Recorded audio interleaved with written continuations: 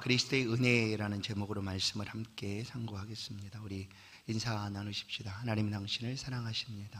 아멘.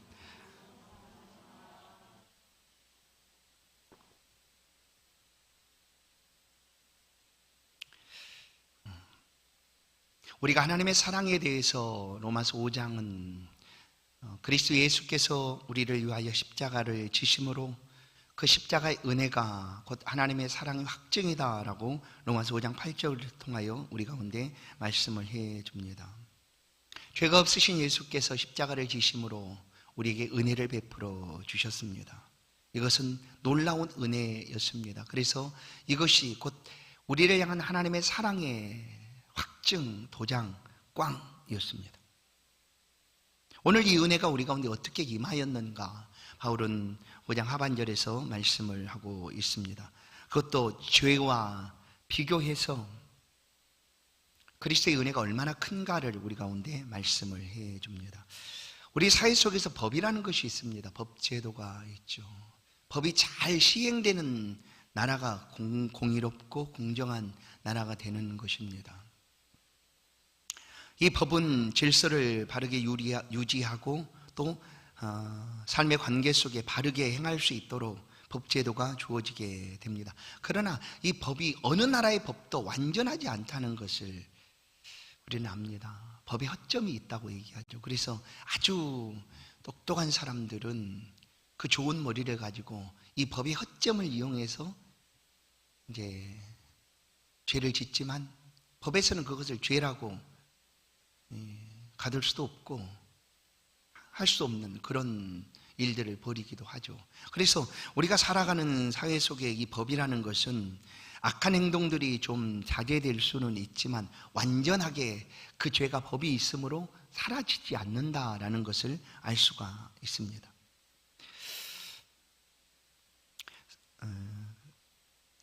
만약에 우리 가운데 법이 있으므로 죄가 드러나게 되는 것이고 법이 없을 때는 그러면 죄가 아니었는가 한다고 하면 성경은 전혀 그렇게 말하지 않습니다. 법이 없을 때에도 이 죄가 사람들에게 있었다. 그것을 어떻게 알 수가 있는가? 그때는 법이 없기 때문에 어떤 구속을 가지거나 또 그 법에 합당한 벌을 받는다든지 그런 일들이 없었을 텐데, 그러면 법이 없을 그 당시에는 어떻게 우리 가운데 죄가 있다는 사실을 알 수가 있을까? 그것은 바로 사망 때문이었습니다. 사망. 사람에게 사망이 찾아오게 된 것, 그것은 바로 죄의 결과로 주어지는 것이었기 때문에 법이 없을 그때에도 여전히 법이 생겨나기 이전에도 이미 사람들은 이 사망의 심판에 놓이게 되어 있었습니다. 그래서 사람들이 죽어갔고, 그래서 법이 없을 때도 여전히 죄는 있었다라는 것을 알 수가 있습니다. 우리 사전에 죄라는 것을 이렇게 기록합니다. 양심이나 도리에 벗어난 행위, 양심이나 도리에 벗어난 행위, 그것이 죄입니다. 그러나 성경은 우리 가운데 이 죄를 어떻게 말하고 있는가? 우리가 알고 있는 죄와 본질적으로 다르게 얘기합니다. 우리 양심이나 도리에 벗어나는 행위 정도가 아니라 성경에서 우리 가운데 죄라고 말하고 있는 그 죄라는 것은 이렇게 표현을 합니다. 오늘은 하말티아, 곧 벗어나다, 빗나갔다 라는 그런 의미를 가지고 있습니다. 벗어나고 빗나갔다. 그것이 죄예요. 죄. 이 죄는 이 땅에서 우리 사회 속에서 죄라고 하는 것은 이 관계 속에, 사람과 관계 속에서 양심이나 도리에 어긋난 행동들이죠. 그러나 사람과 관계 이전에 성경에서 말하고 있는 죄라는 것은 어떻게 표현되고 있는가 하면 하나님과 사람 사이의 관계 속에서 언약 가운데 이 죄가 나타나게 되었다라는 거예요. 양심이나 도리 이 이전, 그리고 사람과 관계하기 이전 하나님과 언약 속에서 이 죄라는 것이 시작을 하게 됩니다. 그래서 이 죄라는 것이 벗어났다, 빗나갔다라는 의미를 가지게 됩니다. 하나님이 사람을 창조했습니다. 어떻게 창조했을까? 아주 아름답게. 하나님이 사람에게 줄 수 있는 모든 것을 다, 모양과 형상까지 다 주고 그 코에 생기를 불어넣어서 보시기에 힘이 좋은 존재로 하나님이 사람을 창조해 주셨습니다. 창조된 하나님의 사람은 하나님 앞에 그대로, 그 모습 그대로 영광이 되었습니다. 왜냐하면 하나님이 그 사람을 보실 때 영광을 받으셨다라는 것이죠.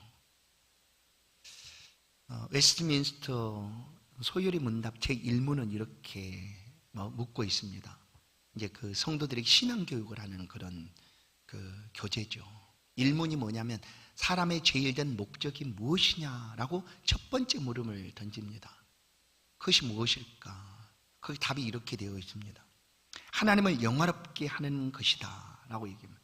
하나님을 영화롭게 하고 영원토록 즐거워하는 것, 그것이 사람의 제일 되는 목적입니다. 내가 행복하고 내가 평안하고 내가 잘 살고 이런 것이 목적이 아니라 하나님을 영화롭게 하고 영원토록 하나님을 즐거워하는 것이 사람됨의 목적이라는 거예요. 거기서부터 시작을 해야 되는 거예요, 사실. 그런데 하나님이 그렇게 우리를 만드셨는데 보시기에 침이 좋았는데 그 만드신 사람이 벗어나게 되었다는 거예요. 빗나가 버렸다. 하나님의 영광을 위하여 살아가야 될 사람이 빗나가 버린 거예요. 이 죄를 이렇게 표현을 할 수가 있습니다. 어떤 사람이 활을 가지고 우리나라 특별히 그 양궁은 세계 1위 아닙니까? 그냥 쏘면 카메라까지 정중앙에 10점 만점에 10점이라고 할 수 있는 그 정중앙에 카메라를 딱 설치해 두는데 그거를 쏴버려요. 그래서 카메라는 뭐 여러 대 깨뜨리고 비싼 카메라를 막 그걸 깨뜨리기도 하죠. 그러니까 화살을 쏘면, 공수가 화살을 쏘면 당연히 그 화살은 관역에 맞춰야 되는 게 정상이었어요. 그냥 당연히 맞히게 되어 있어요. 근데 이 화살이 공수의 손에서 떠나서 관역으로 가지 않고 빗나가 버리는 것, 그것이 죄라는 거예요. 곧 사람이 하나님의 창조되어서 하나님의 영광을 위하여 살아가는 것이 지극히 당연한데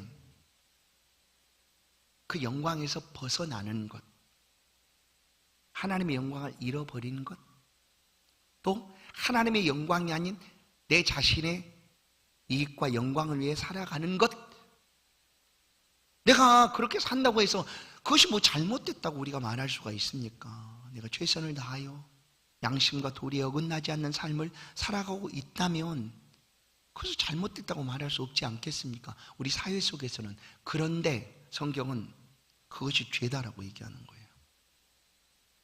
그래서 사회 속에서 우리가 죄는 이렇습니다. 당신은 죄인입니다. 죄인인 우리를 구원하시기 위해서 예수가 죽었습니다. 예수를 믿기만 하면 당신은 구원을 얻습니다. 이게 구원이지 않습니까? 복음이지 않습니까?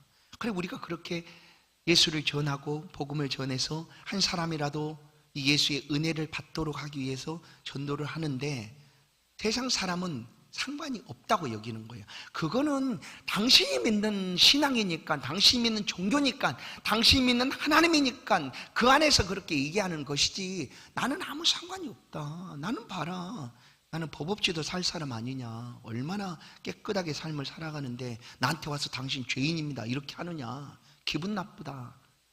그 사회 속에서 사람들이 하는 말이에요.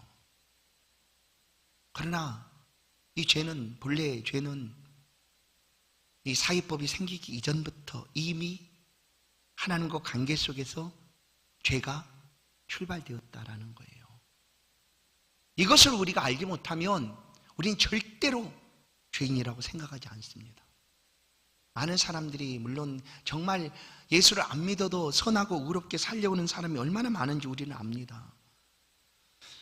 예수 믿는 신앙인들보다 더 어떻게 보면 인간적이고 인격적이고 또 깨끗하고 그렇게 살려고 하는 사람도 참 많습니다. 도덕적으로 완전히 깨끗하고 의로운 사람으로 살려고 하는 사람도 많습니다. 그럴지라도 예수 그리스도를 믿지 아니하면 나는 죄인이 아니다고 그가 고백한다 할지라도 여전히 죄 가운데서 그 죄로 인하여 사망에 이를 수밖에 없다라는 거예요. 그것이 바로 성경이 가르쳐주고 있는 죄입니다. 그러면 어떻게 죄가 시작되었는가? 하나님이 그렇게 창조를 했는데 아담은 하나님의 말씀을 듣지 않습니다. 아담의 한 행위였어요. 행위. 하나님은 그렇게 아름답게 창조한 다음에 아담에게 모든 것을 내어주었죠. 에덴 동산도 그리고 모든 것들을 다 다스리고 주관하고 관할할 수 있는 권세까지도 아담에게 다 주었어요. 그리고 딱 한 가지만 명령을 하나님이 하십니다. 그게 약속입니다. 하나님과 사람의 약속. 선악을 알게 하는 나무의 실과는 먹지 말아라. 내가 먹는 날에는 정령 죽으리라. 이것이 이제 사람과 하나님 사이에 영원토록 하나님을 영원롭게 하며 살아가야 될 사람 사이에 언약이 된 것입니다. 그런데 이 언약을 아담이 불순종합니다. 지키지 않았다라는 거죠. 어느 날 뱀이 와서 아담을 이렇게 꼬드기니까 하나님의 말씀을 듣기보다 선택을 하게 됐죠. 뱀의 말을 듣고 그 선악과를 따먹는 일에 나서게 됩니다. 그러므로 하나님과의 관계가 깨어진 거예요. 깨어지게 되어버린 거예요. 불순종함으로. 그렇게 해서 아담에게 죄가 이제 들어와서 사망이 이르게 된 거예요. 그렇게 죄가 이 땅에 시작되게 된 것입니다. 그래서 성경은 모든 사람은 죄를 범하였음에 하나님의 영광에 이르지 못하더니라고 명시하여 우리 가운데 말씀을 해줍니다. 오늘 본문 12절도 그러면 한 사람으로 말미암아 죄가 세상에 들어오고 죄로 말미암아 사망이 들어왔나니 이와 같이 모든 사람의 죄를 지었으므로 사망이 모든 사람에게 이르렀느니라. 한 사람 누굽니까? 아담이에요. 그러면 우리가 이 말씀을 들을 때 억울하다고 말하지 않겠어요? 너무 억울합니다. 너무 억울합니다. 내가 직접 그 죄를 지은 것도 아닌데 왜 내가 그 죄를 다 받아야 되느냐. 아담이 불순종할 때 나는 내가 불순종한 것이 아니고 아담이 불순종했는데 왜 내가 그 죄를 받아야 되느냐라고 억울하다라고 우리가 말할 수도 있습니다. 그런데 아담은 모든 사람의 대표입니다. 대표. 인류의 조상이죠. 대표. 그리고 하나님은 사람의 대표인 그 조상인 아담과 함께 언약을 맺는 거예요. 이것이 이제 대표 언약인 거죠. 사실은 대표 언약. 그래 나는 아담이 있을 때 범죄할 때 나는 함께 있지도 않았는데 나는 빼주세요. 할 수가 없어요. 왜냐하면 아담 안에 모든 인류가 함께 있었기 때문이에요. 앞으로 출생할 모든 인류도 아담의 언약 속에 함께 들어 있었던 거죠. 그것이 바로 대표 원리입니다. 이걸 좀 더 쉽게 표현해 보면 우리나라 대통령은 윤석열 대통령입니다. 투표를 통해서 대통령으로 선출이 되었죠. 그러면 이 나라의 대표는 대통령인 윤석열 대통령입니다. 대통령이 외국으로 이제 순방을 가거나 또는 외국 정상들과 만나서 회담을 합니다. 그래서 뭐 투자 유치를 이렇게 받는다든지 어디 가서 이렇게 많이 하지 않습니까? 그러면 대통령이 그 외국 정상들과 약속을 하고 약속을 맺는데 그 약속을 깨뜨리게 됐을 때 대통령이 깨뜨렸다고 할지라도 대표인 대통령이 그 약속을 한 것에 이 나라 국민인 우리 모두는 함께 약속에 참여한 자가 되었다라는 거예요. 그래서 그것이 깨어질 때 그 책임은 대통령 혼자 짓는 것이 아니라 이 나라의 모든 국민이 함께 짓게 된다. 그것이 바로 대표인 거죠. 내가 어디 대통령이 회담할 때 참여한 적이 있습니까? 외국 정상과 만나서 그런 약속을 할 때 내가 함께 있었습니까? 없었지 않습니까? 그렇지만 대표예요, 대표. 모든 우리의 대표가 되어서 대통령이 하는 일이고 아담이 바로 그렇다라는 거예요. 인류의 대표가 된 사람이 바로 아담이었습니다. 그래서 하나님은 대표인 아담과 언약을 맺은 거예요. 그런데 그 아담이 하나님의 언약을 깨뜨리고 불순종함으로 죄를 가져오게 된 것이었다. 그래서 성경 로마서 23장 말씀드렸지만 모든 사람이 죄를 범했다. 그래서 하나님의 영광이 이르지 못하게 되었다라고 말씀을 해줍니다. 그러면 아담의 범죄가 이제 그것이 죄라고 율법으로 규정할 때까지 아주 오랜 시간이 흘렀습니다. 이제 율법이 주어진 때는 시내산에서 모세에게 주어졌죠. 모세는 율법의 대표라고 할 수 있는 사람입니다. 율법의 대표예요. 근데 이 모세는 지도자로서 부족함이 없이 충성스러운 사람이었고, 예수님께서 직접 모세에 대해서 말한 것처럼 온유함이 온 지면에서 가장 뛰어날 정도로 뛰어난 사람이 바로 모세였습니다. 온유함이. 그러면 예수님께서 산상보훈에서 말씀합니다.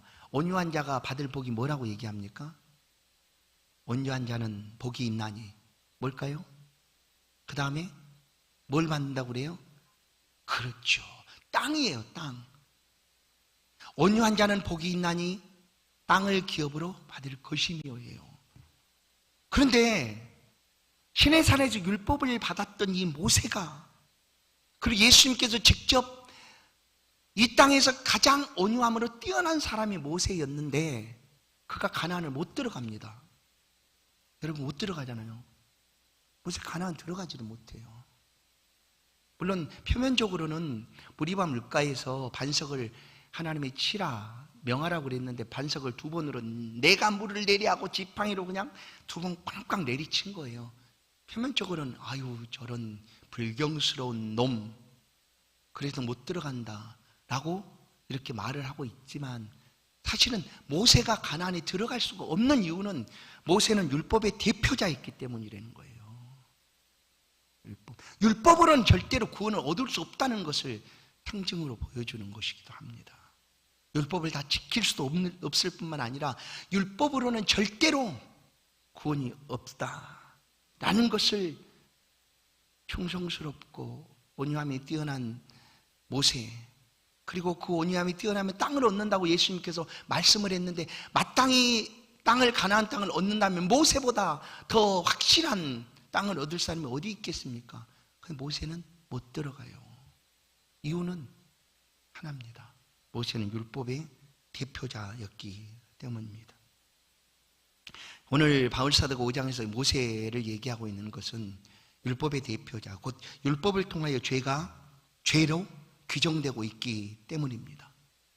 그러니까 이제 율법 안에 명시된 그런 내용들을 지키지 않았을 때 죄가 이제 딱 드러나게 된 것이죠. 그래서 율법 속에서 죄를 지으면 여러 가지 그 죄의 벌들을 자세하게 기록을 해 놓지 않습니까? 바로 그런 그 기록 말씀이 있는데, 그러면 율법 이전, 그러니까 오늘 바울이 말하고 있는 것은, 그러면 율법이 있다고 해서 죄고 율법이 있기 전에는 죄가 아니냐 할 수가 있는 거예요. 율법에서 규정하지 않았거나 율법이 생기기 이전에는 그럼 죄가 아니란 말이냐? 그러나 아니다. 여전히 율법이 있기 전에도 죄는 죄였다. 죄가 있었다. 그걸 어떻게 아느냐? 사망이 왕노릇하고 있었다. 사망이. 율법이 없을 때도 사람들이 죽어갔지 않습니까? 근데 그 사망이라는 것은 죄의 결과였거든요. 그러니까 사망이 있다는 것은 죄의 결과로 죽어가는 것이니, 율법이 없을 때에도 여전히 율법이 없지만 사람들은 그 죄의 결과로 사망의 종노릇하고 살아갈 수밖에 없었다라는 거예요. 14절 말씀에서 오늘 그렇게 말하지 않습니까? 14절. 아담으로부터 모세까지 아담의 범죄와 같은 죄를 짓지 아니한 자들에게까지도. 아니, 범죄를 안 했으면 괜찮을 텐데 뭐라고 얘기합니까? 사망이 여전히 왕노릇하고 있었다. 사망과 죄는 꼭 붙어 있습니다. 죄의 결과가 사망이니까. 그래서 야고보 사도도 야고보 1장 15절에서 이 사망이 어떻게 시작되는가를 이렇게 말해주고 있습니다. 욕심이 잉태한즉 죄를 낳고 죄가 장성한즉 사망을 낳느니라. 그러니까 욕심은 아주 성경에서 말하고 있는 아주 무서운 죄이기도 합니다. 탐심은 우상 숭배다. 탐심이 욕심 아니겠어요? 우상 숭배라고까지 얘기하고 있는 거예요. 근데 야고보서에서는 이 욕심이 점점 자라면 죄를 낳고 죄가 장성하게 되면 그것이 사망이 되느니라. 곧 죄의 결과로 사망이 온다라는 거죠. 그러면 이제 죄의 값으로 인류에게 사망이 다가왔습니다. 여기서 아무도 벗어날 수가 없었어요. 아담 이후의 모든 인류는 이 죄로 말미암아 사망에서 벗어날 수가 없었어요.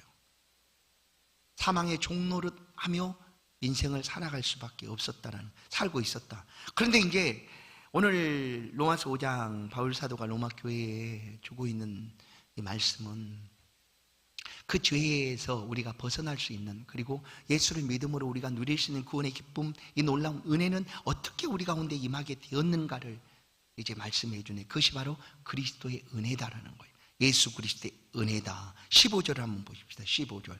그러나 이 은사는 그 범죄와 같지 아니하니 곧 한 사람의 범죄를 인하여 많은 사람이 죽었은즉 더욱 하나님의 은혜와 또한 한 사람 예수 그리스도의 은혜로 말미암아 선물은 많은 사람에게 넘쳤느니라. 하나님의 은혜가 뭐예요? 십자가죠. 우리를 향한 사랑. 그 십자가에서 예수 그리스도가 못 박혀 죽으심으로 그리스도께서 우리 가운데 주시는 그 은혜, 그 은혜로 말미암아 모든 사람들에게 이 하나님의 은혜의 선물이 넘치게 되었다라고 말씀을 해 줍니다. 바울은 이 죄와 그리스도의 은혜를 이제 비교하면서, 은사를 비교하면서 말을 해주죠. 한 사람이 범죄하여 사망이 다가온 것처럼 한 사람이 순종하여 또 그 은혜가 모든 사람에게 선물로 다가왔다라고 얘기하는 거예요. 에베소 2장 1절 2절을 한번 보겠습니다. 에베소 2장 1절 2절 우리 같이 한번 읽어볼까요? 같이 읽습니다. 에베소서 2장 1절 2절. 에베소 1장이었어요.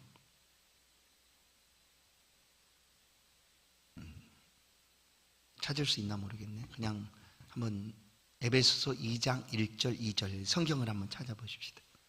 네. 한번 찾고 우리 합독해서 한번 읽어보십시다. 에베소서 2장 1절 2절 말씀이에요. 같이 읽습니다. 시작. 그는 허물과 죄로 죽었던 너희를 살리셨도다. 그때의 너희는 그 가운데 행하여 이 세상 풍조를 따르고 공중의 권세 잡은 자를 따랐으니 곧 지금 불순종의 아들들 가운데 역사하는 영이라. 아멘. 잘 보세요. 그는 허물과 죽었던, 죄로 죽었던 너희를 살리셨다.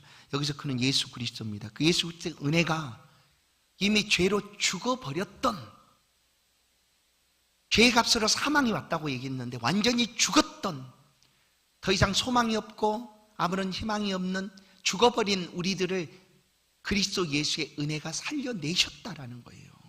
살려내셨다.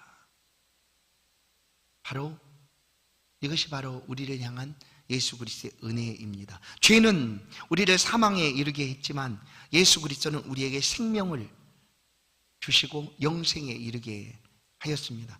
예수 그리스도의 베풀어 준 은혜를 믿음으로 사망이 아닌 새 생명이 믿는 성도들의 삶에 찾아왔습니다. 그리고 예수 그리스도 안에서 영원토록 왕노릇하며 살아가게 될 것입니다. 그전에는 사망의 왕노릇하는데 붙잡혀 살아갔지만 예수를 믿음으로 이제 새 생명 가운데 영원토록 왕노릇하며 살아가게 될 새 생명의 사람으로 바뀌어지게 되었다. 예수 그리스도의 은혜는 순종으로 우리 가운데 임하였습니다. 아담의 범죄는 어떻게 다가왔습니까? 불순종이었습니다. 아담은 불순종으로 사망이 찾아왔고 예수 그리스도는 순종함으로 우리 가운데 생명이 찾아오게 된 것입니다. 그래서 아담도 인류의 대표고 예수 그리스도 역시 모든 인류를 대속하는 새 생명의 대표가 바로 예수 그리스도입니다. 그래서 예수 그리스도 안에 있으면 누구든지 생명을 얻습니다. 누구든지, 어떤 사람이든지 그리스도께서 베풀어 주신 그 은혜로 말미암아 값없이 이 은혜를 누리며 살아가게 되는 것이 바로 하나님의 은혜입니다. 예수님의 순종을 우리가 기억할 것입니다. 아담이 불순종할 때 우리가 창세기를 통하여 기억하던 예수님의 순종하심을 우리가 기억합니다. 겟세마네에서 기도하셨던 예수님의 모습이죠. 마태복음 26장 42절 다시 두 번째 나아가 기도하여 이르시되 아버지여 만일 내가 마시지 않고는 이 잔이 내게서 지나갈 수 없거든 아버지 원대로 되기를 원하나이다 하시고, 그건 죽음이죠. 내가 죽겠습니다 하는 거예요. 사실 이런 표현들은 구약 속에서 우리가 죽으면 죽겠습니다 했던 에스더를 통하여서도 이 고백으로 야 정말 대단하다. 어떻게 그럴 수가 있을까? 그래서 사실 이런 모든 것들은 그리스도 예수의 그림자처럼 미리 보여주고 있는 모습들이죠. 마리아의 순종도 마찬가지입니다. 예수를 잉태했을 때 마리아도 순종합니다. 주의 계집종이니 말씀대로 내게 이루어지이다. 그건 뭐예요? 내가 전 처녀로 임신했으니 나는 죽으면 죽겠다라는 것과 똑같은 거죠. 그런 순종을 통하여 하나님의 은혜가 이 땅에 찾아오게 된 거예요. 가장 절정인 순종은 그리스도 예수의 순종입니다. 얼마나 괴로우셨을까. 여러분, 우리가 우리 죄를 받는 것도 힘든 일이지만 다른 사람의 죄까지 덤터기를 쓰고 받는다고 하면 더 힘들겠죠. 억울하기도 하지 않겠어요, 솔직히. 물론 내가 잘못해서 받는 죄라면 괜찮겠어요. 뭐 어차피 죄를 지었으니까. 그런데 다른 사람의 죄까지 억울하게 누명을 쓰고 그것도 한 사람의 죄, 다른 사람의, 그러면 더 억울할 것 아니에요. 얼마나. 근데 예수 그리스도가 짊어지신 그 죄짐은, 예수는 우리와 똑같으나 성정이 같으나 오직 죄는 없으시니라. 죄가 없으신 분이셨어요. 그러니까 죄의 벌을 전혀 받을 필요가 없으신 분이셨죠. 그리고 한 사람의 죄만 아니라 모든 인류, 아담이 출생한 모든 인류의 죄를 다 짊어지고 십자가에 죽으셔야 되는 상황이에요. 그러니 쉽지는 않았겠죠. 그래서 겟세마네 가서 기도합니다. 땀이 땅에 떨어지는 핏방울같이 되었더라. 예수님 기도를 들어주시는 분이고, 예수님 오늘 오전에 말씀처럼 하나님이신데 굳이 그분이 그렇게 기도를 하실 필요가 있으셨는가? 왜 그렇게 하셔야 했는가? 억울한 누명을 쓰시고 그렇게 처절하게 죽으셔야 했을까? 그러나 주님은 그 모든 것들을 다 받으시고 마지막 이 고백을 합니다. 할 수 있거든 이 잔이 내게서 지나가게 해 주십시오. 그러나 내 온대로 마시고 아버지의 온대로. 이미 아까 말씀드렸죠. 율법의 대표인 그 모세는 그 가나안으로 들어갈 수가 없어요. 영적으로 보면 사실 가나안은 천국을 비유하기도 합니다. 영적으로 볼 때. 그런데 이 모세는 그 가나안 땅에 들어가지를 못해요. 왜냐? 율법의 대표였으니까. 모세가 들어가서는 안 되는 거예요. 그렇다면 그리스도 예수가 필요가 없어지는 거죠. 이미 율법으로도 얼마든지 구원을 얻을 수 있다는 것이 구약 속에서 확정으로 보여지고 있다면 예수 그리스도가 오실 필요가 없는 거예요. 그러나 아주 희박하겠죠. 한다고 그래도 구약에서 율법의 대표가 들어갔다고 한다면, 그럴지라도 아예 없는 것이 아니니까, 방법이 아예 없는 것이 아니니까 누군가는 그렇게 이 전 인류 한 명일지라도 들어갈 수 있지 않을까요? 있지 않겠습니까? 그럼 하나님께 그 방법을 피하실 리가 없겠죠. 근데 그럴 수가 없었다는 거예요. 다른 방법이 없었어요. 그래서 모세도 들어갈 수 없고 오직 예수 그리스도의 십자가의 은혜, 그 은혜로만 우리가 들어가게 되는 거예요. 이것이 하나님께서 우리 가운데 가르쳐 주신 방법이기도 합니다. 아담은 불순종함으로 실패했습니다. 그러나 두 번째 아담이신 예수 그리스도는 순종함으로 우리를 구원하시기 위하여 완전히 순종함으로 우리 가운데 영생을 가져왔습니다.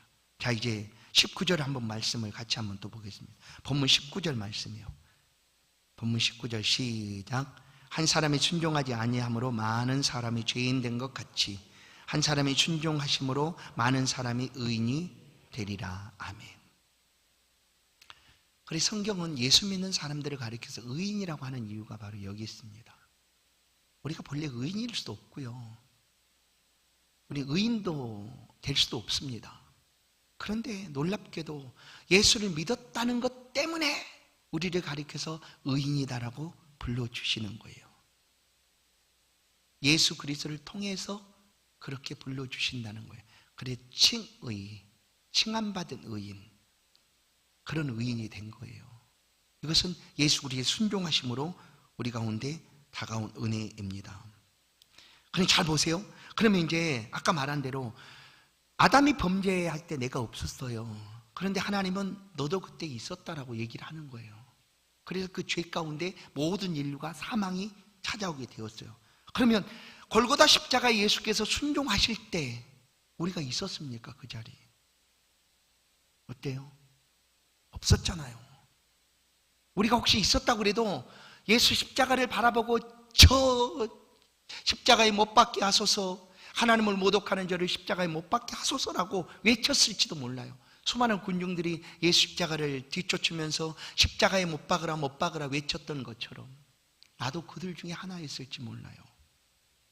그런데 그리스도 예수께서 십자가에 순종하신 그 순간 하나님께서는 우리 가운데 은혜를 주셨고, 이제 그 은혜를 믿음으로 받아들이는 사람들은 너도 그 십자가에 그리스도께서 매달려 죽을 때 너도 죽었다라고 말해주고 있는 거예요. 그렇게 함으로 하나님의 은혜를 우리가 누리게 되었다. 자, 볼까요? 그리스도 예수의 사람들은 갈라디아 2장 5장 24절 말씀이요. 같이 한번 또 읽겠습니다. 갈라디아 5장 24절 시작. 그리스도 예수의 사람들은 육체와 함께 그 정욕과 탐심을 십자가에 못 박았느니라. 아멘. 나도 그 십자가에 함께 참여했다라고 하나님 인정해 주는 거예요. 거기서 죄값을 치르고 너도 죽었다라고 인정해 주시는 거예요. 그리고 그 은혜로 구원함을 허락해 주셨다. 그래서 갈라디아 2장 20절 말씀 그대로 우리는 예수 그리스도와 함께 십자가에 못 박혔고, 내가 사는 것은 이제 내가 사는 것이 아니라 나를 위하여 자기를 버리신, 사랑하고 자기를 버리신 하나님의 아들을 믿는 믿음 안에서 사는 것이다 라고 얘기하는 거예요. 하나님 아들을 믿는 믿음 안에서. 나를 어떻게 규정할 것인가? 나는 뭐 직장에 뭐 높은 지위에 있는 사람일 수도 있고요, 또 가정 속의 아버지일 수도 있어요, 또 뭐 여러 가지 이름으로 불려질 수 있겠죠. 그러나 하나님 앞에 선 성도를 어떻게 규정하여 우리가 부를 수가 있을까? 그것은 오늘 갈라디아 2장 20절에 있는 말씀처럼 하나님을 아들을 믿는 사람입니다.